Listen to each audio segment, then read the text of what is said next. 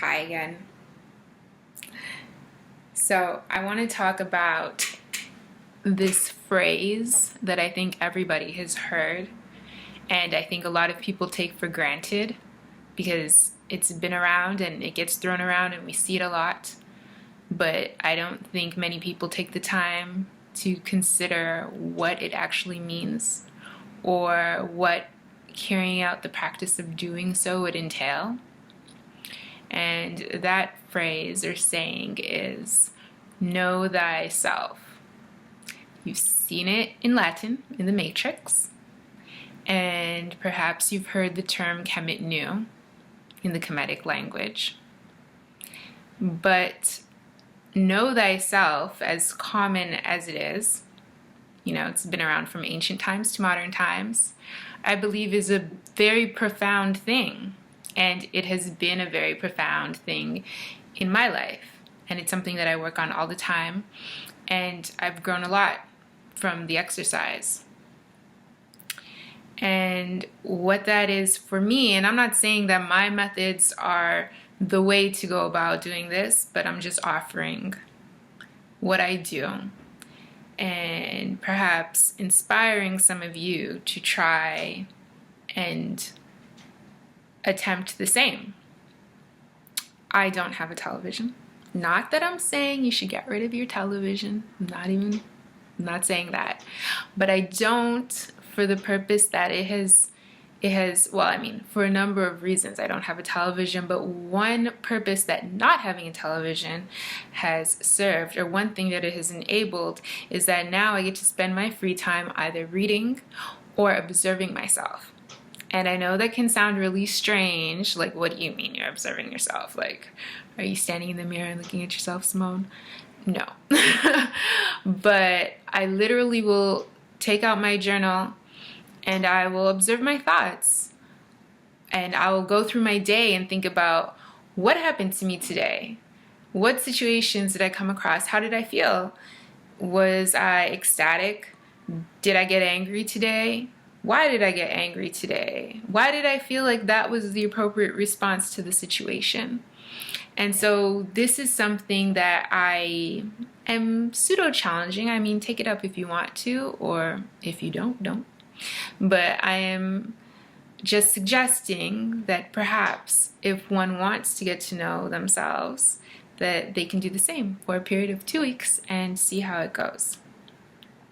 I really think that getting to know yourself is a lifelong journey, and I like journaling. I like that method because it allows me space to critically think. I try to separate myself. I try to slow down and become as objective as possible and consider my reactions to all of the things that have happened to me in the period of time that I'm considering. And I ask myself whether or not my responses are nurture, are they nature, were they justified, were they a bit amplified? I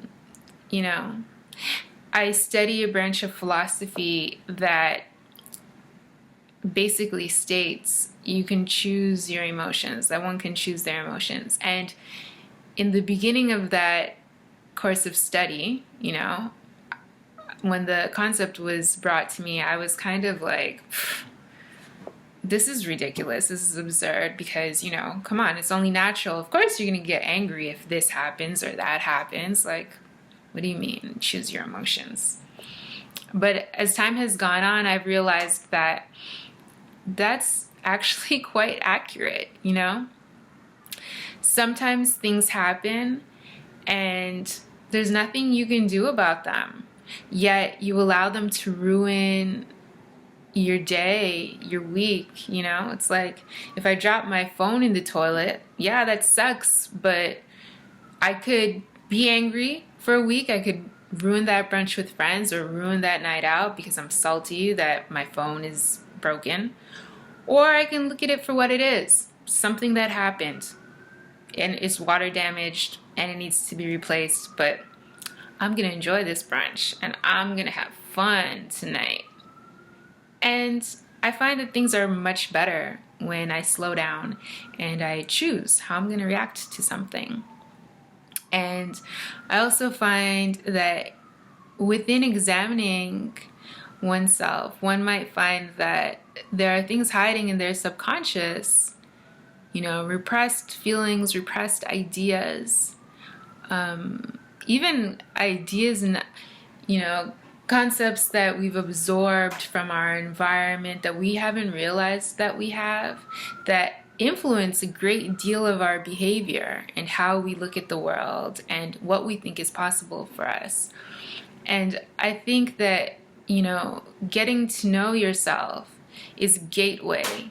It's a gateway to cultivating your greatness, cultivating your brilliance and your talents, because once you start to understand yourself, even just on the start of truly understanding yourself, you start to really know how you're best suited to serve humanity, how you're best suited to serve your family, the community around you. So I feel like taking that time to get to know yourself is a great tool. And it's easy to shrug off and be like, of course. And of course I know myself. Like, hello, me. I've been me my whole life. Who else would I know better than me? Of course I know myself. But for instance, there's oftentimes situations where people in our lives will tell us things about ourselves and we don't really recognize what they're saying. We're like, me? No, not me. You're projecting. Yeah, I don't know what you're talking about. But in all honesty, sometimes those people can just see ourselves better than we can because they're standing in a more objective place. Now, granted, of course, what they say will come from their experience of us. But I think that it's always worth it to just take a moment to consider what one is saying, whether it be for good, for bad, whether it be something positive that they're telling one about their personality or something negative. If you believe in positive or negative, that's a whole other conversation. Whether you choose to, consider it for the purpose of change or not, just to realize how, you're seen. And oftentimes, one might not care necessarily, but it's good intel. It's like you have a subject. If you want to master that subject in this time, that subject being yourself, myself, oneself, it's important to gather all of the intel that one can and maybe write it down, just take note of it. Because sometimes you find yourself in a situation where maybe you think that you are this great extrovert, oh, I'm so out there, I'm so good with people, I'm just, the life of the party. Meanwhile, all of your friends and family are like, oh, she's so shy. They think you're an introvert. It's like, you may want to examine that.